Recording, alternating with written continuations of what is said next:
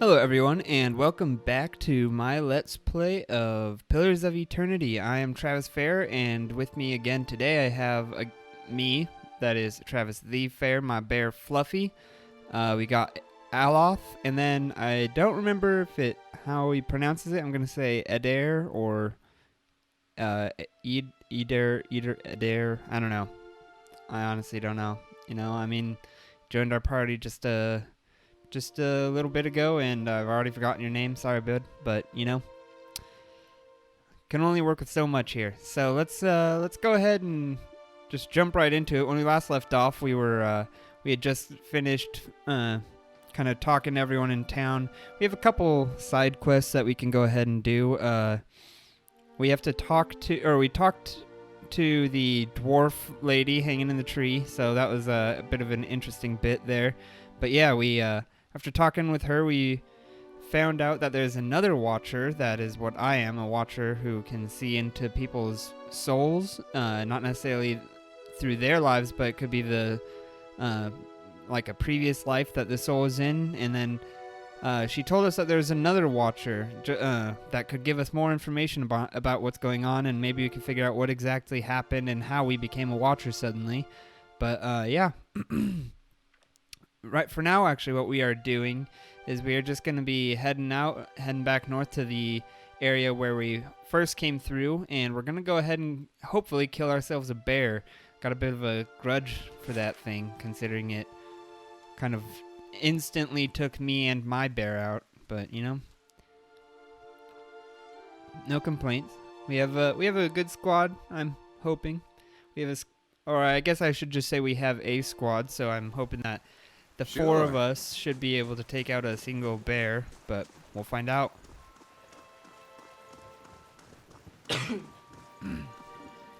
Sorry about that.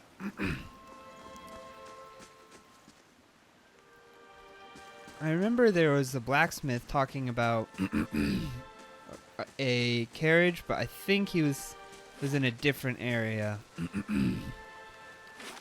I think he said it was on the way to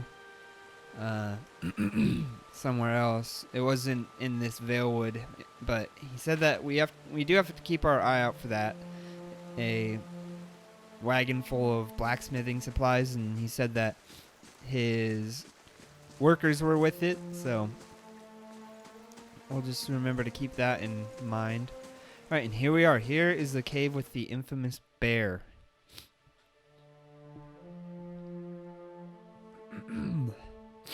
Yeah? Sorry, I don't know what's going on. Dust in the air or something. Alright, so we got the bear right there. I think I'm just going to initiate immediately. Hey. I'm going to have Adair run to the front. Adopt some more conservative combat strategy, concentrating on locking down enemies that stray too close. The fighter increases his or her number of engagement targets to 3, but at the expense of deflection. We don't really need that for now. I'm just going to start off by trying to knock it down. And then we'll use... Let's see what his level 1 spells are here. Overwhelms anyone in the area with effective, brilliant, and bewildering pyrotechnic display, decreasing their will and leaving them dazed. Create a cone of fire in front of the caster, causing burn damage to anyone in the area of effect. Hands become so cold as to freeze what they touch, does freezing damage to the target and reduces its accuracy. And then summon 3 spell missiles that batter the target, inflicting crush and corrode damage. So let's actually go ahead and do that. I don't really want to use anything that'll target or that could possibly hit my team. That would be pretty good too, but let's go ahead and cast his level 1 spell there for now. We'll mark him with the marked prey, and then have our bear just kind of run in there and attack. And then after I use my marked prey, alright, after that, then we'll switch on to vicious aim, so it's a modal. Enemies gaining endurance in the process. Okay, so 1 per rest. Okay, so this might be something to use in a dire situation. It sounds like it heals me, but it damages enemy and heals me. But like it said, it's only 1 per rest.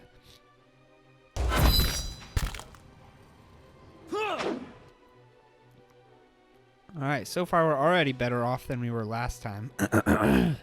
I don't know if if knockdown works on this. I'm going to go ahead and try it again just in case maybe it makes him fumble or something. I'll go ahead and have you cast this. How may I help?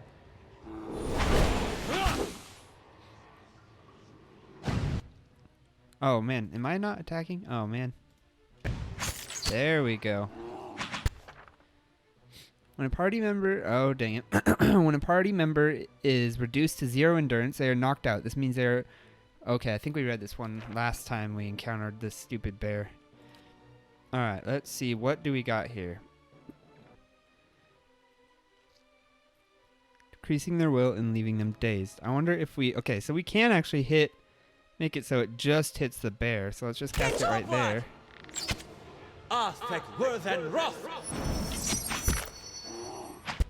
Okay, so something brought him up. What was that? Sprained wrist. Constant recovery. Okay, he's recovering right now. Oh, sweet. We killed the bear. Okay, that didn't go quite as well as I was hoping, but, you know, it went much better than last time, so I'm not complaining. Sure. Alright, so now we have killed the bear. Oh, it looks like there's some treasure in here, too. A couple things to check out. Let's check out the body first here.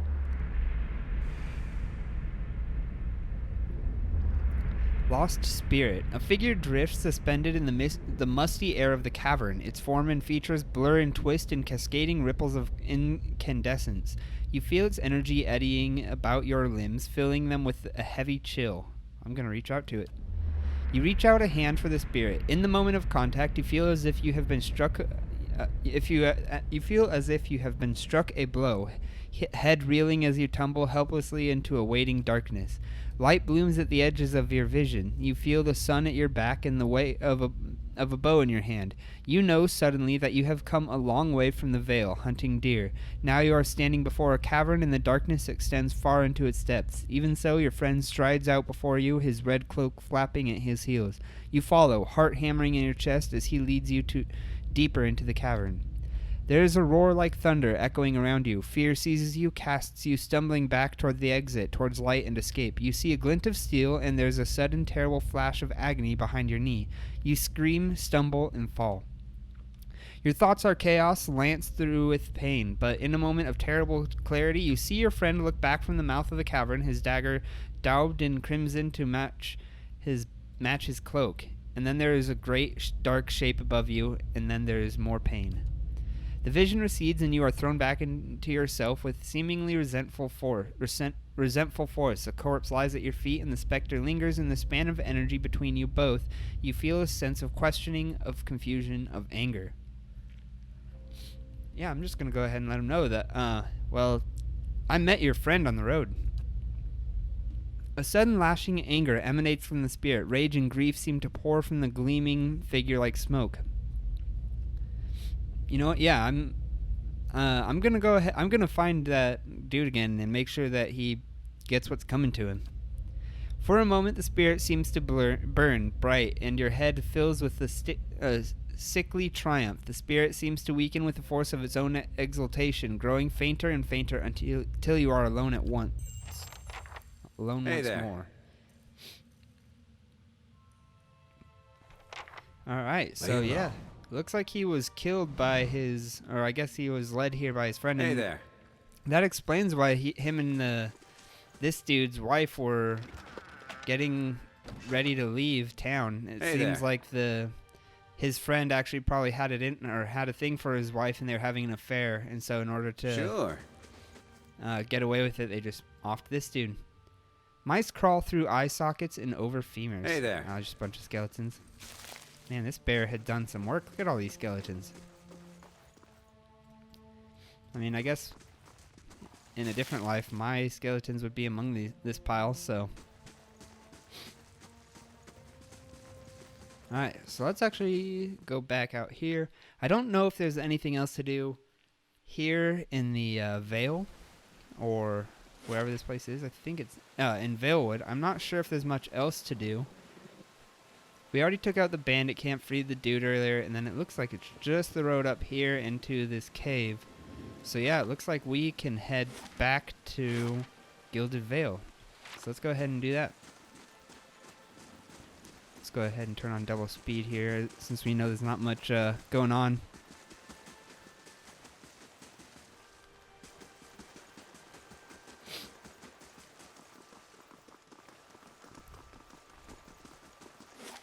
Alright, let's go. Another 8-hour voyage, and then we'll be back in the lovely little town of Gilded Vale. Here we are. Smell of fresh corpses on the wind. It's great. Love it. Love this place. Alright, where was that house? Let's check the map real quick. Was it this one? Yes, it was Ingroid.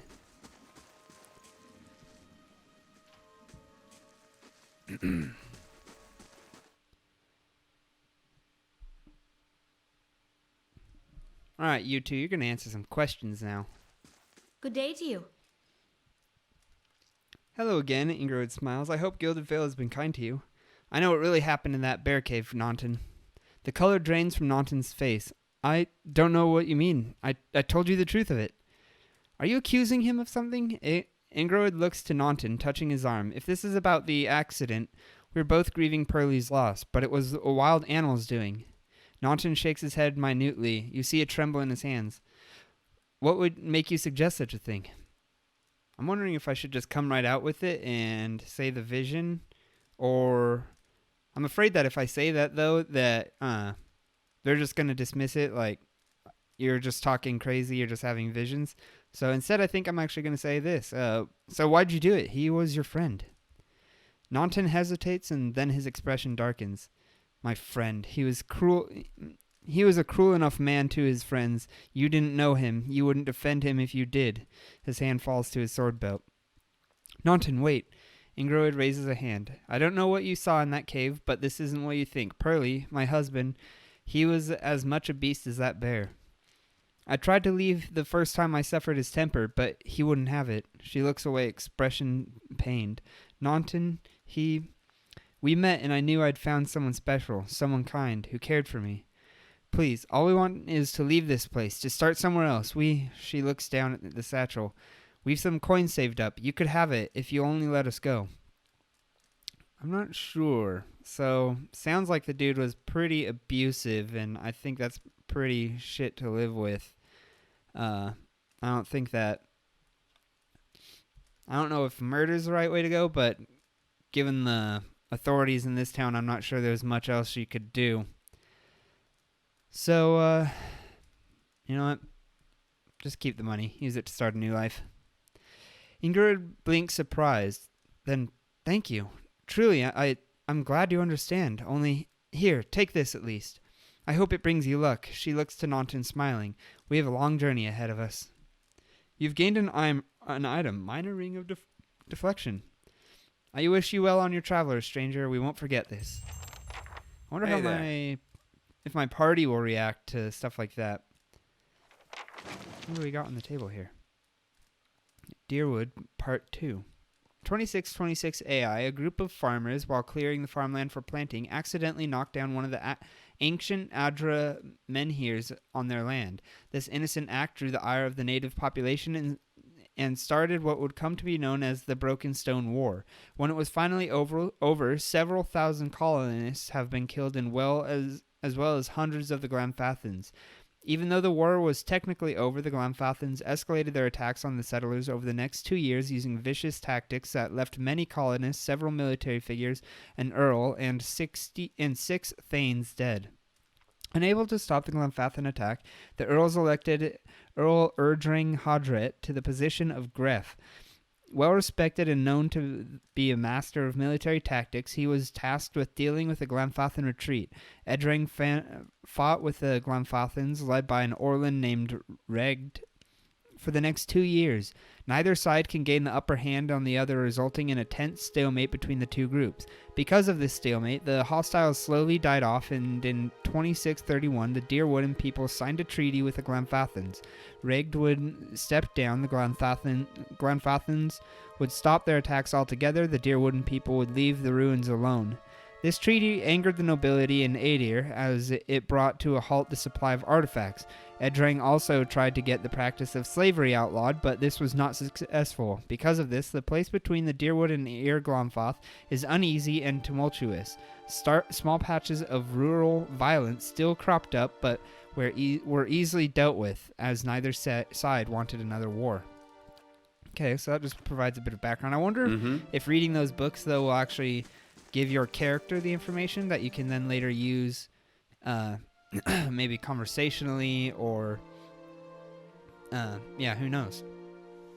Okay, so now that we've finally settled our little match there with that bear, I was thinking we would go back into these caves. This was where we or this cavern, catacombs, I don't know, but yeah, we met the dude down here. I can't remember his name quite right now, but he was talking about how when they came here, they basically what was his name, Lord Raedric's men butchered the priests that, or he didn't butcher them, he just caved them in, and so this man wanted me to come in here and then give them a proper burial by collecting their bones. And I didn't think much of it at first. Okay, Will-o'-the-Wisp, immune to disease, ground, hobbled, poison, prone, sickness, and stuck. Okay, so basically you can't interfere with his movement. That kind of makes sense. All right, let's go ahead and mark him. And then let's go ahead and hit him with... Let's go ahead and hit him with the magic missiles. Let's get the bear in there to attack, and let's get him in there to attack. Okay, so there's actually 2 of them.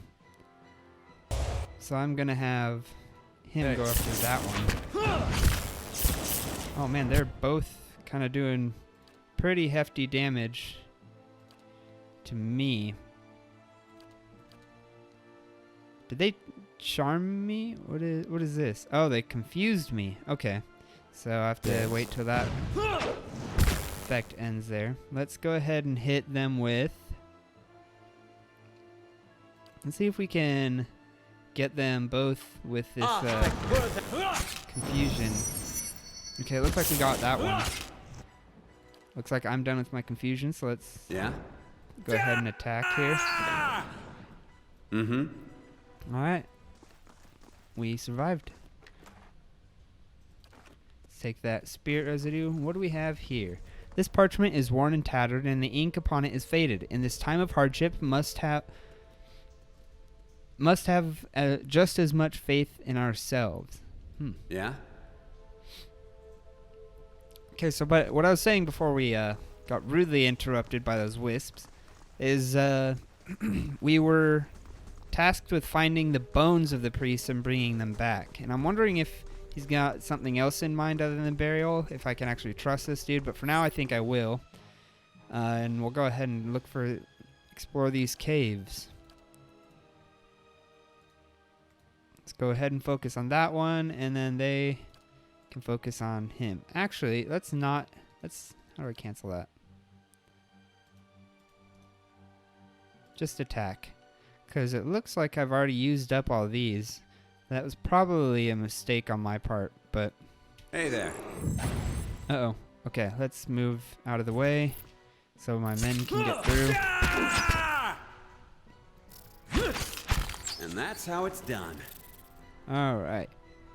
Just a couple little spiders. Nothing to worry about. Oh, and here we got some more. Alright, I'm gonna worry about taking out the spiderling just to get rid of some extra damage. You can focus on the big one. And then you will also focus on him. I accidentally clicked off the bear. That looks like it hurt.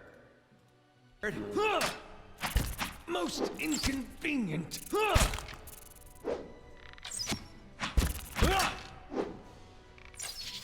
Okay, so he has sprained wrists. I should probably rest at some point soon. I'll see what I can find. Right now, I think we're okay.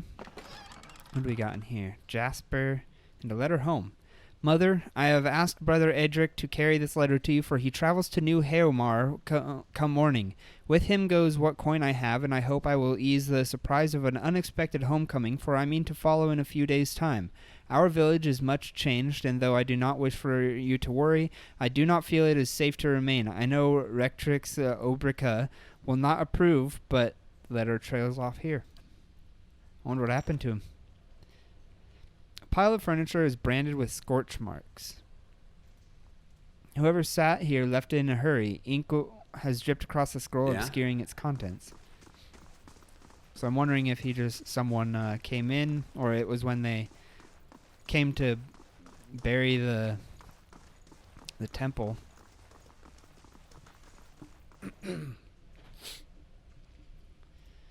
Alright, so we're doing okay for now. Okay, we got another spider up there. Won't really need to worry about getting the drop. So let's just go ahead and have him run in there. Actually, just everyone go ahead and attack. It's just the one, it looks like. Don't need to worry about using too many special abilities. Got a couple things looted in here. Some camping supplies. I already have the maximum amount. That's okay. This parchment is relatively intact, but the ink upon it has faded. You can make out a few patches of careful, tidy script. Visitors to the ritual floor, Rectrix Obrica says.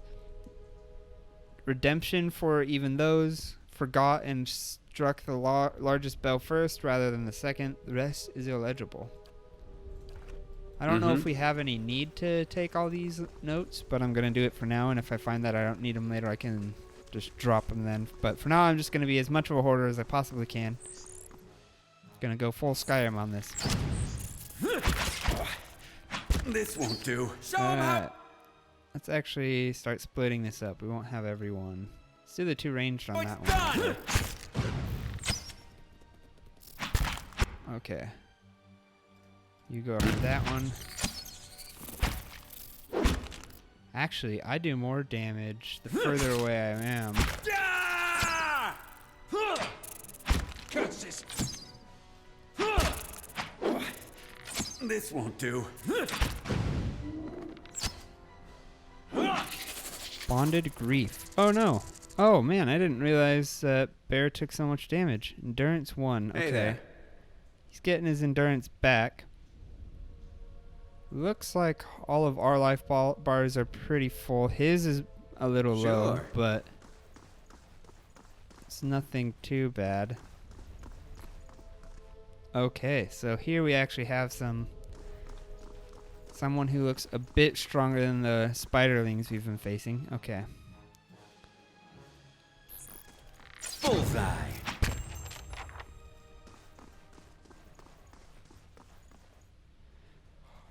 Oh, what is that noise I keep hearing? Oh, okay. Spirit. The nearby crystals light the cracked mosaic floor in shades of orange, and at certain angles a metallic symbol beneath your feet gleams gold. As you look on, the air shimmers as if with summer heat. The very dust and air seem to pull together until a thin, glowing mist appears before you. In its rippling gleam, you sometimes think you can see the shape of a man, features rendered in broad strokes of air and smoke. I'm gonna assume no one else is seeing this. Who are you? Your voice sparks movement. The spirit surges with a sudden blazing light, and in the next moment you are somewhere else. Your mind assailed with a sudden wave of fear and noise. You are in the chapter hall. Priests and faithful have gathered in a great crowd, spilling into the hall. Bodies press against you, surging forward to listen. Your own grief is mirrored in the faces around you. Some of the initiates are weeping. Someone has snuffed the candles, and the room is dark, save for the podium, lit from behind. Two people stand before it, lit in silhouette. A man is shouting, a voice so ragged with fear you cannot understand what he says, but the rectrix stands calm, unmoved. Her strength will see all of you through these dark times. You feel that hope light a spark behind your ribs. Somewhere behind you, someone begins to sing.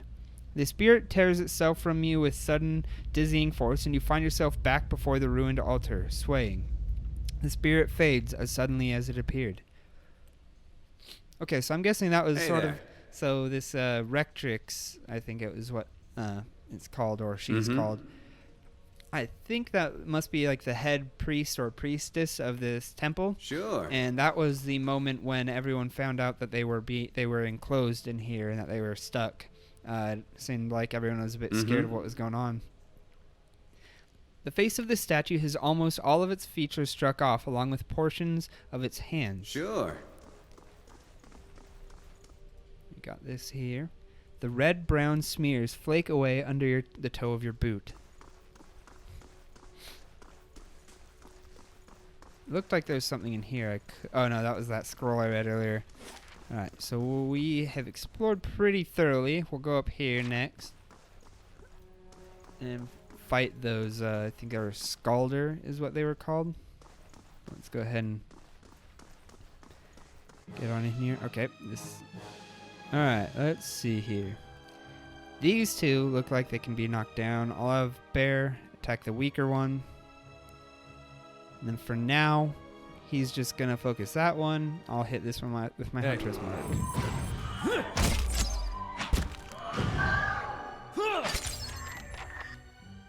Alright, that one's down. So let's go ahead and I'll focus this one. Alright, that wasn't too bad. What do we got here? Take all of that. Okay, so actually, I remember the formation, the block formation. How can I... Okay, so yeah, I guess I want to do the block formation, but I want me and the mage to be in the back and have the other two in the front. Let's go ahead and do that. That's a bit better.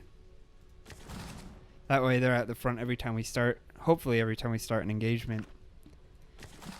Forgot to loot that book, or read that book. Ooh, here's a long read. Monsters of the Deadfire Archipelago. The archipelago winds its way between the Great Eastern Ocean and the Restless Ocean. Hundreds of small islands in the midst of the water. Few dare brave its treacherous rapids, and fewer still have returned to tell tale of their adventures through it. Travel between the two oceans is virtually impossible. Great storms hammer any ships foolhardy enough to attempt to navigate, and this alone should be enough to deter anyone from attempting the voyage, as untold ships have gone down tossed against the rocks. The weather and treacherous rocks are only a precursor to the actual horror of the archipelago, the terrors of the deep. No one knows how many creatures stalk the oceans, waiting for unsuspecting sailors to drift into their waters, but we do know some. The barbed ravager, a giant shark that is known to ram passing vessels, trying to knock sailors off the deck and smash a hole in the hull. It has tremendous spines protruding from its side and back that are presumed to be poisonous. The largest-sided barbed ravager with survivors was estimated to be almost 30 feet long. The winding serpent, smaller around than the ravager but potentially longer, the winding serpent attacks in small packs, usually 3 to 8. They have long, sharp heads, somewhat reminiscent of a barracuda. Like the ravager, they repeatedly slam into the side of the ship, hoping to crack a hole in it or knock someone from the deck. They have also been known to swim into the depths and shoot out of the ocean, landing on the deck, coiling and winding their way around, snapping up any crew they can before plunging back into the ocean. And then the Leviathan. Imagine the largest whale you have ever seen. The Leviathan is at least 10 times that size. By the time a ship sees a Leviathan, it is already too late. As they rise from the depths, the water around them begins to spin and sink, creating a whirlpool. The Leviathan's body surrounds the hapless vessel, preventing escape, and as it goes down, the enormous mouth opens, pulling all aboard to their watery deaths. And then the Pulpovere. All the creatures you've read about in this book are nothing compared to the Pulpovere. Barely the size of a man, what they lack in size and strength they make up for in numbers and terrifying viciousness. Their lower halves are a mass of tentacles like an octopus or squid, but more numerous. The tentacles are long, black whips with suction cups on the underside and small thorny barbs on the top. The sheer number of tentacles gives them the frightening speed when they walk on land, pulling themselves forward almost as fast as a running horse. While they vaguely resemble a human from the waist up, any extended examination proves how wrong that assumption is. Long, stringy black hair falls from the top of its heads to cover its face, taken directly from a nightmare. A wide, gaping mouth cuts across the bottom of its head from ear to ear, full of wicked, dagger-like teeth. 2 large round eyes are sunken into its head, black as coal, shining with a malevolent fire. A small antenna protrudes from the middle of its forehead, ending in a small nodule that can glow with an eerie blue light. One can imagine a sailor on the deck of his ship at night, looking out across the black water, blood freezing as countless lights appear beneath the surface, rising toward him as the pulpvir swarm upward. Because they see more octopus than man, they can collapse in on themselves, fitting into spaces no person should be able to fit. The smallest crack in a hole, the slightest separation between boards offers them entrance. This is not unknown for them to slaughter an entire crew from hold up to deck by infiltrating the ship from underneath. Fortunately, they do not seem to spread too far outside the archipelago, but there may come a day when pulpvir attacks become more commonplace. Well, that would be absolutely terrifying. I myself already have a fear of the deep parts of the ocean, and kind of a bit of a not a paranoia, but a phobia, if you will. Hey there. And if we had that kind of stuff in our waters, then man, I would not even touch any beach. I don't care. I would just stay as close to land as I possibly could.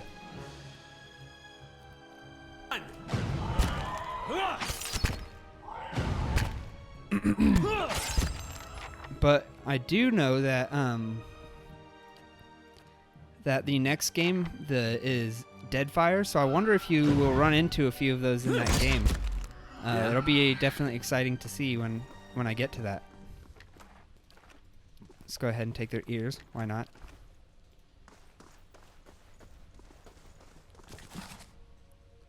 Got some money in another book here. Okay, so Adir customs. Adir is a country rich with custom, and they are known for their strict adherence to them. Their customs run from the gamut, from grand celebrations like the Feast of Feasts, to mundane superstitions such as ways to avoid Sveth addiction. This volume will focus primarily on bigger celebrations, as no one knows how to throw an extravagant party quite like an Adiran. The Feast of Feasts. The biggest and most important of all Adiran customs is the Feast of Feasts. This week-long celebration happens the first week of Fonestu, deep summer, and is dedicated to honoring the life and the first Furconing. Each day of the week is devoted to some aspect of the Furconing life, and there are specific dishes to be served at each meal. The Feast of Feast originally began as a festival celebrating the birth of the Furconing's first son, and soon became a yearly occurrence during the week of his birthday.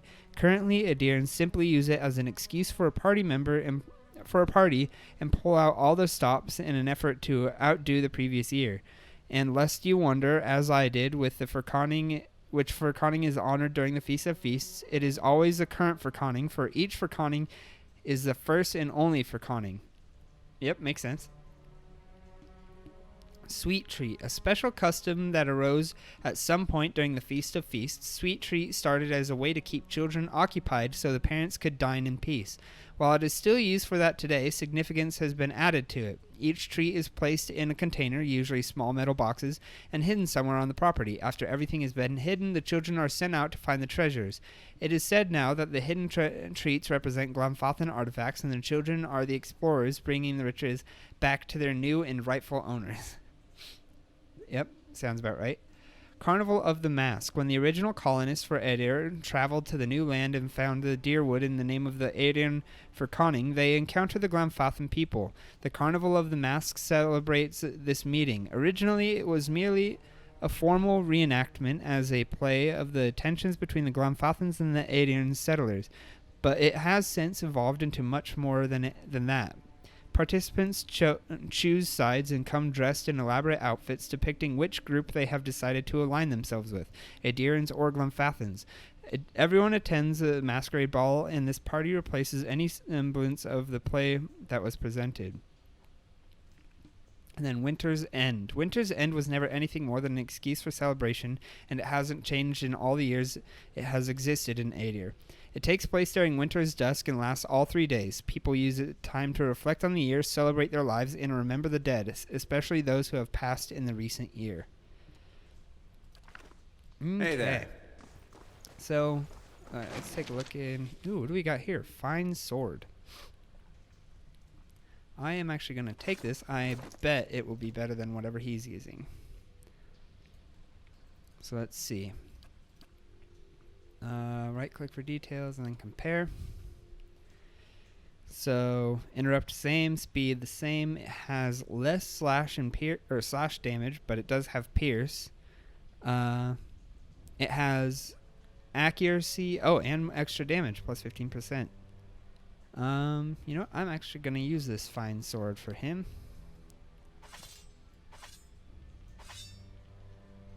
Give him that fine sword. Yeah? Let's finish clearing up this room real quick.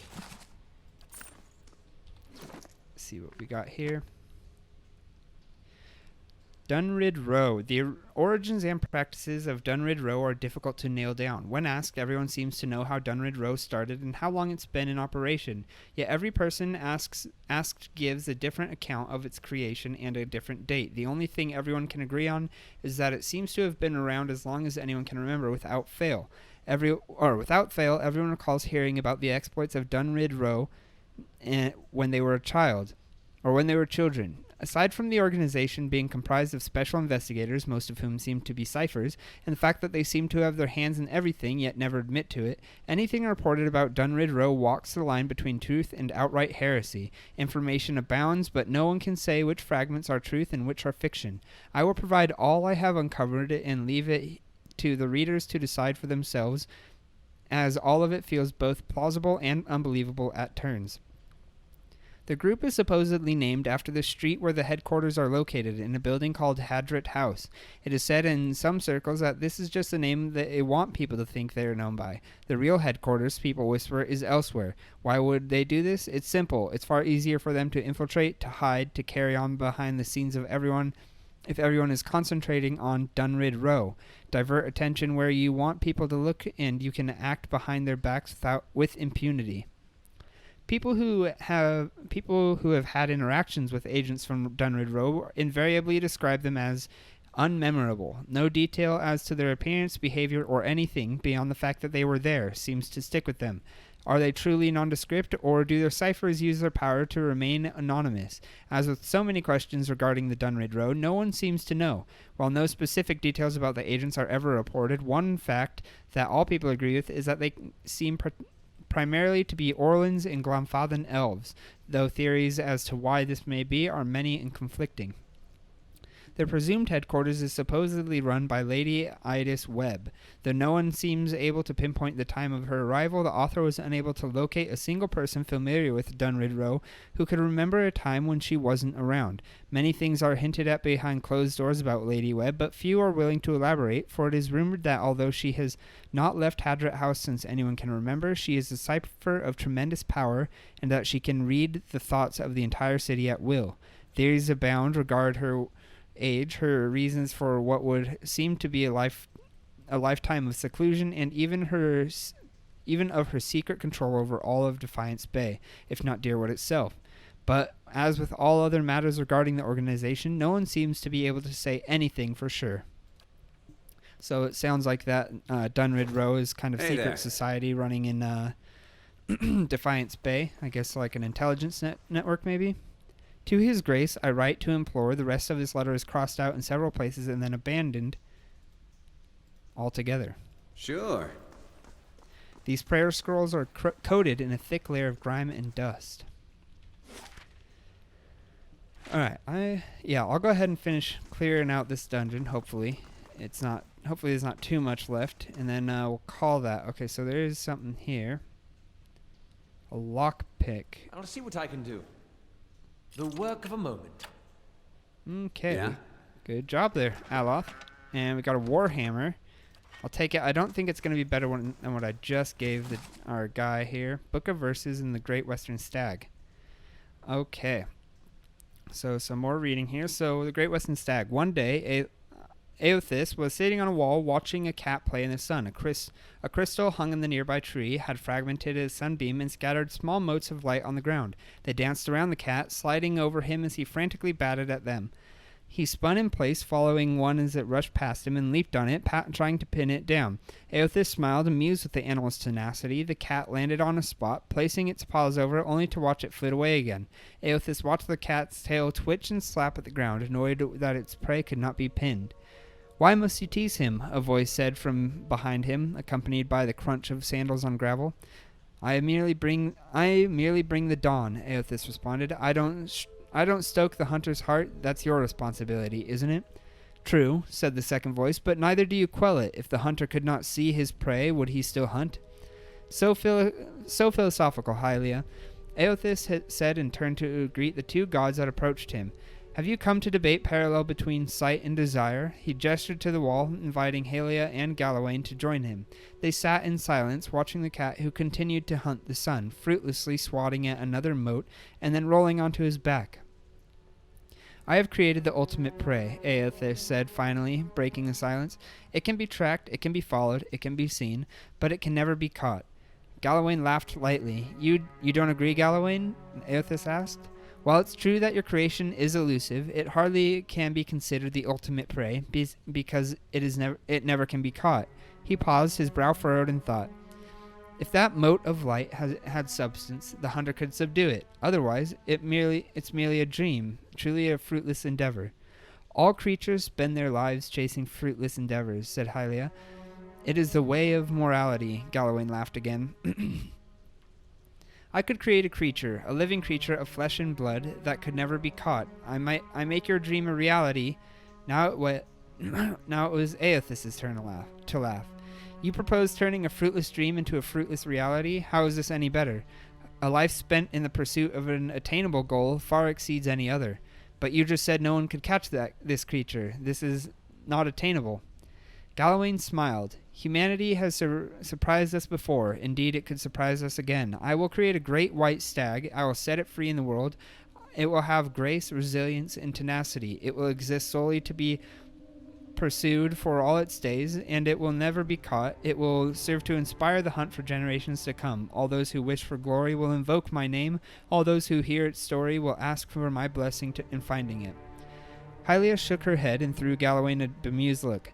"I do not believe it is possible, so I too make an offer. To the person who catches the stag, and they will catch the stag, I will bestow upon them its grace, resilience, and tenacity. Thrice blessed they will be. They will ask for my blessing on the hunt, so they can obtain my boon." Galawain and Hylia took up arguing whose name would be invoked more when the hunt was on. Aothis sighed, a small smile playing at the edges of his mouth. He stood and looked to the sky. The sun had already started to hide itself behind the mountains. The cat, long ago tired of stalking the motes, had fallen asleep beneath the tree. He turned and looked at the other gods, deep in debate, and sighed again. "I merely bring the dawn," he repeated as he made his way down the path. "It is up to you to see what I reveal." And then the Book of Verses. This small volume of verses in Psalms is somewhat battered, suggesting it used to be carried by someone's person. The pages are dog-eared and worn. The gold threads which form the title of the book have begun to fray. The book tends to open a particular section where someone has marked a verse with a blotch of ink. Adnung the bright star spoke, and her voice was like a clarion cry, calling his soul forth. He knew her for the right hand of the shining god and was afraid. "O wanderer, hear me," she spoke. "You are known to us, and your deeds put you far from salvation." And he wept, for he knew that his sins lay bare before the great illumination.